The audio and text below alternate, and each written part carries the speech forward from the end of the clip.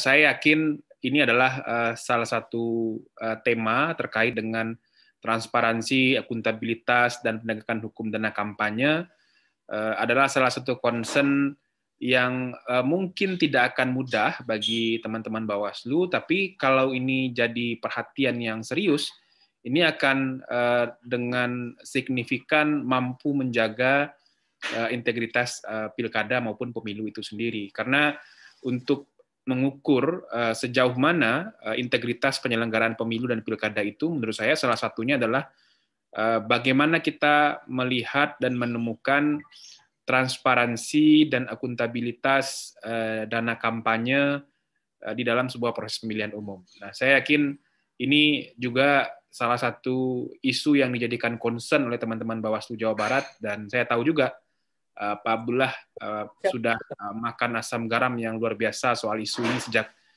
dulu lama sekali melakukan kajian, riset, dan advokasi soal isu dana kampanye ketika masih bergiat di ICW. Bapak, Ibu, dan teman-teman semua, saya ada beberapa catatan singkat saja untuk membantu proses diskusi sebelum nanti dilengkapi oleh Mas Tama ditampilkan. Nah, ya, ini pendek saja dan ini hanya membantu agar ini lebih sistematis saja dalam menyampaikan catatan-catatan awal sebelum nanti kita bisa berdiskusi. Nah, pertama, kalau kita bicara uang dalam sebuah proses kontestasi politik maupun dalam sebuah proses penyelenggaraan institusi partai sebagai entitas penting dalam demokrasi, memang selalu menjadi isu yang hampir tidak akan pernah ada ujungnya. Nah, ini mungkin bisa ditampilkan slide kedua.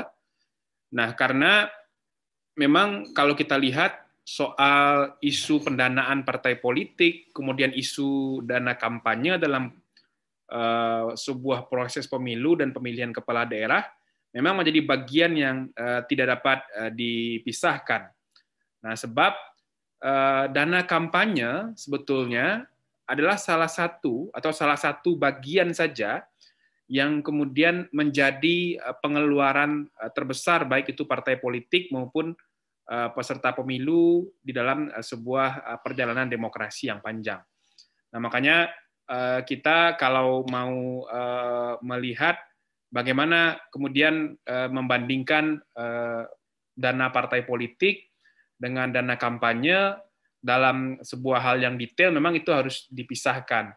Nah, kalau dana partai politik, ya memang uang yang diperlukan atau diperoleh oleh partai, dikelola oleh partai untuk menjalankan organisasi partai politik agar sesuai dengan fungsi dan tujuan dari sebuah organisasi partai politik. Mulai dari fungsi rekrutmennya, fungsi pendidikan, fungsi kaderisasi, termasuk juga kebutuhan kesekretariatan yang tidak sedikit bagi partai politik. Nah, sementara untuk dana kampanye, sebetulnya memang itu uang yang memang diperoleh dan digunakan oleh partai untuk meraih dukungan pemilih dalam sebuah kontestasi elektoral. Nah, dalam konteks inilah kemudian, kalau kita melihat dalam bagian yang lebih spesifik ya, soal isu dana kampanye ini akan sangat lekat terhadap sejauh mana kemudian peserta pemilu atau orang yang secara langsung akan menjadi pejabat politik itu mampu mempertanggungjawabkan uang yang dia kelola, yang dia terima, dan dia gunakan di dalam aktivitas kampanyenya sebagai peserta pemilu. Jadi memang kalau kita bicara dana kampanye, harusnya itu menjadi bagian kecil ya dari sebuah tata kelola keuangan partai politik yang begitu besar. Nah, yang kedua, saya ingin mengambil tiga hal ya, tiga isu krusial di dalam tata kelola dana kampanye. Nah, pertama yaitu kandidat itu sendiri, yaitu bagaimana kandidat mengumpulkan, menggunakan atau mengelola dan mengeluarkan dana kampanye, dan yang terakhir adalah bagaimana dia melaporkan dana kampanye itu sendiri. Nah, yang kedua adalah penyumbang atau pihak ketiga dari tata kelola atau kalau kita bicara isu dana kampanye itu. pihak ketiga adalah orang yang memberikan sumbangan kepada peserta pilkada atau peserta pemilu itu, yang nanti uang yang disumbangkan tersebut akan digunakan untuk Itu aja. Nah, artinya ada perseorangan, ada badan usaha yang kemudian bisa memberikan sumbangan kepada peserta pilkada maupun peserta pemilu, yang itu tentu wajib untuk dicatatkan. Nah, karena memang ada hal-hal yang tentu tidak bisa dilepaskan ketika ada sumbangan dari pihak ketiga ataupun badan usaha kepada seorang peserta pilkada. Ini akan punya keterkaitan yang sangat erat. Nanti bagaimana si pemimpin politik, kepala daerah, ataupun nanti presiden, termasuk juga nanti partai politik, ketika dia sudah menjadi pemegang kekuasaan. Nah, aspek ketiga adalah aspek negara itu sendiri. Nah, yaitu soal bagaimana kemudian negara kemudian memberikan peran yang signifikan juga di dalam baik itu memberikan sumbangan atau kemudian memberikan alokasi untuk tata kelola keuangan partai politik, maupun kemudian memberikan bantuan atau kemudian memberikan alokasi kampanye atau dana kampanye yang kemudian digunakan oleh peserta pilkada di dalam sebuah rangkaian tahapan pilkada. Nah, dari 3 elemen dan 3 aktor tersebut, ada beberapa hal yang kemudian penting untuk jadi penekanan kalau kita mau bicara soal isu transparansi dan integritas dana kampanye. Terutama bagaimana batasan penerimaan dana kampanye. Nah, tadi Pak Ketua sudah singgung juga soal batasan sumbangan yang boleh diberikan oleh perseorangan maupun badan hukum. Nah, yang jadi persoalan sebetulnya adalah bukan batasan sumbangan, iya satu hal. Kita bisa berdiskusi soal apakah ketentuan dalam Undang-Undang Pilkada maupun dalam Undang-Undang Pemilu sekarang itu terbilang besar untuk batasan sumbangan yang boleh diberikan oleh pihak ketiga, perseorangan atau badan hukum. Tapi yang jauh lebih penting adalah soal bagaimana mentransparankan dan meminta akuntabilitas dari para penyumbang ini terkait dengan materi yang dia berikan kepada peserta pemilu atau peserta pilkada. Nah, ini yang sebetulnya jadi isu krusial. Soal banyaknya individu, badan usaha yang memilih jalan memutar untuk memberikan sumbangan kepada peserta pemilu. Dia tidak mau dia diketahui sebagai penyumbang atau donatur seorang peserta pemilu, dia tidak mau dicatatkan sumbangannya, dia tidak mau dilaporkan bahwa dia menyumbang peserta pemilu tertentu. Nah, ini yang jadi masalah ketika batasan sumbangan itu tersimpan atau disembunyikan dalam ranah yang tidak transparan, sehingga tidak ada kontrol atau paling tidak kesulitan mengontrol siapa sebetulnya yang menjadi penyumbang dari dana kampanye seorang peserta pilkada atau peserta pemilu. Nah, isu kedua itu soal batasan pengeluaran dana kampanye. Nah, ini menarik dan saya yakin kita sudah sering sekali mendiskusikan soal pentingnya kita memiliki ketentuan terkait dengan regulasi yang dimana mengatur soal batasan maksimal pengeluaran atau belanja kampanye yang boleh dilakukan oleh seorang peserta pemilu. Nah, tentu saja kalau kita bicara pilkada, ya pasangan calon kepala daerah.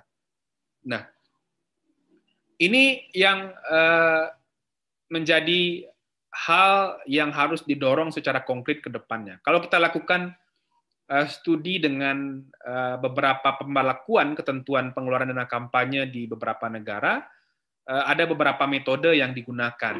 Nah, misalnya dengan merujuk kepada jumlah pemilih dan kemudian mengalihkannya dengan satuan tertentu, sehingga dimunculkanlah batasan pengeluaran dana kampanye yang boleh dikeluarkan oleh seorang peserta pilkada.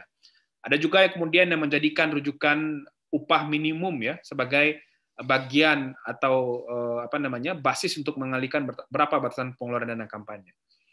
Nah, di kita saat ini di dalam hukum positif kita, baik di pilkada, khususnya di pilkada ya, pembatasan pengeluaran dana kampanye ini diatur nominalnya melalui keputusan KPU daerah masing-masing, yang dimana perhitungannya itu berbasiskan pada metode masing-masing metode kampanye Nanti frekuensi kegiatan, jumlah peserta, itu akan didiskusikan dengan si peserta pilkada atau peserta pemilu. Nah, ini yang dalam catatan kita masih menghasilkan batasan pengeluaran yang terbilang cukup besar. Kita kebetulan juga sedang melakukan kajian di teman-teman di Perludem terkait dengan efektivitas dan efisiensi biaya kampanye bagi seorang peserta pilkada. Nah, dan salah satu yang kita lihat juga bagaimana praktik di Pilkada Jawa Barat tahun 2018. Nah, kita menemukan batasan pengeluaran dana kampanye itu, mudah-mudahan saya tidak salah ya, itu masih terbilang cukup besar ya. Angkanya bahkan sampai ratusan miliar. Karena memang basis perhitungannya sangat banyak, yaitu per metode kampanye dan kemudian dikalikan dengan jumlah kegiatan dan jumlah pemilih. Nah, ini yang kemudian pembatasan pengeluaran masih belum berjalan dengan maksimal. Nah, yang ketiga soal pelaporan dan audit dana kampanye. Nah, ini tadi juga sudah disinggung sebetulnya bagaimana efektivitas dan dampak dari sebuah proses audit dana kampanye itu sebetulnya belum menyentuh tujuan untuk memastikan penerimaan sumbangan pengeluaran biaya kampanye termasuk pelaporan dana kampanye itu sudah betul-betul sesuai dengan realitas yang dilakukan oleh si peserta pilkada. Karena selama ini audit yang dilakukan itu masih berdasarkan audit kepatuhan terkait dengan syarat-syarat penerimaan sumbangan, kemudian syarat-syarat laporan pengeluaran, hanya sebatas itu saja. Kita belum sampai kepada tahapan untuk menguji dari laporan dana kampanye yang disampaikan kepada KPU, itu apakah benar sesuai dengan aktivitas real yang dilakukan si peserta pilkada berdasarkan kondisi yang dilakukan di lapangan. Nah, disinilah kemudian ada fungsi dan peran strategis teman-teman pengawas pemilu menurut saya untuk bisa memberikan, saya sering menyebutnya sebagai informasi pembanding ya, informasi pembanding terhadap laporan dana kampanye yang disampaikan kepada KPU, terutama nanti ya ketika laporan penerimaan sumbangan dan pengeluaran dana kampanye. Nanti tentu ketika ada laporan dana kampanye yang disampaikan kepada KPU, di sisi yang lain ada ruang dan kesempatan untuk mengecek apakah nominal yang disampaikan kepada KPU itu benar atau tidak. Nah, di mana ruang dan kesempatan itu ya berdasarkan kewenangan dan proses pengawasan yang dilakukan oleh teman-teman pengawas pemilu terhadap aktivitas kampanye yang dilakukan oleh peserta pilkada. Nah, memang fungsi ini tentu tidak mudah.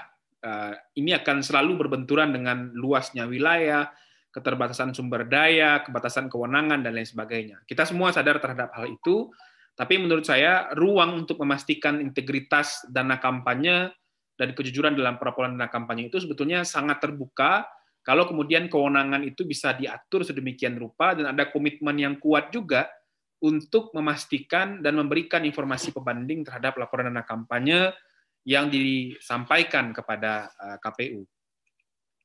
Nah, ini beberapa penerapan batasan sumbangan dari kandidat di beberapa negara.